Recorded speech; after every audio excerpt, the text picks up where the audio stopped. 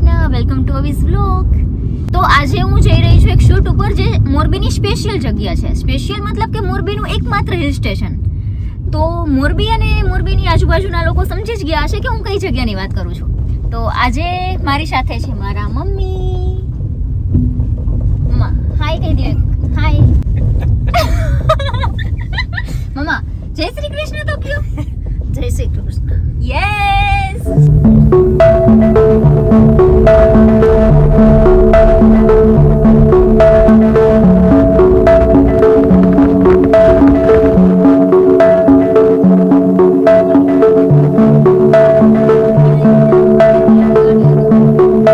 તો મિત્રો, આપણે જ્યાં ઊભા છીએ એ જગ્યા છે જડેશ્વર મહાદેવ મંદિર.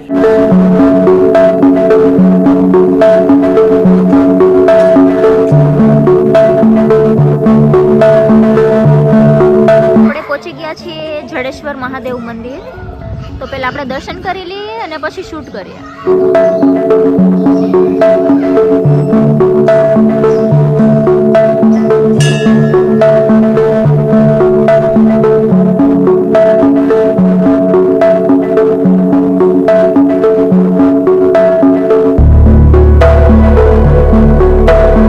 જડેશ્વર મહાદેવ નામ એટલે રાખવામાં આવ્યું કે આ શિવલિંગ છે જંગલમાંથી જડ્યું હતું, અને જંગલમાંથી જડ્યું એટલે જડેશ્વર મહાદેવ મંદિર નામ રાખવામાં આવ્યું.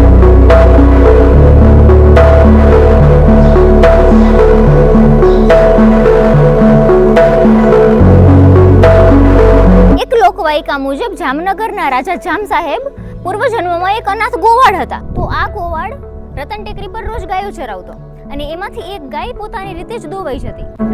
અત્યારે પણ આ ગાય અને આ ગોવાળનું સ્ટેચ્યુ આ કહાનીની સાક્ષી પૂરે છે. તો તેના માલિકને શક જતા પીછો કર્યો અને જઈને જોયું તો ગાય એક પથ્થર ઉપર જાતે જ દોવાઈ જતી હતી. પથ્થરો દૂર કરીને જોયું તો જડ્યું શિવલિંગ. જડ્યું એટલે જડેશ્વર મહાદેવ નામ રાખ્યું. દર વર્ષે શ્રાવણ મહિનાના બીજા સોમવારે અહીંયા ભવ્ય મેળો ભરાય છે, જેની તૈયારીઓ પણ ચાલુ થઈ ગઈ છે.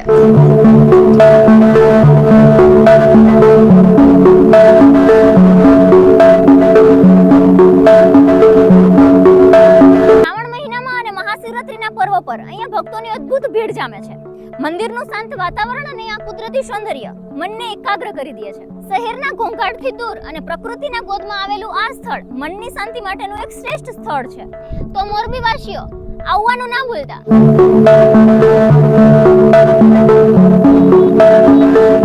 તો જડેશ્વર મહાદેવ મંદિરનું શૂટ બતાવીને અમે નીકળી ગયા છીએ ભંગેશ્વર મહાદેવ જોવા માટે.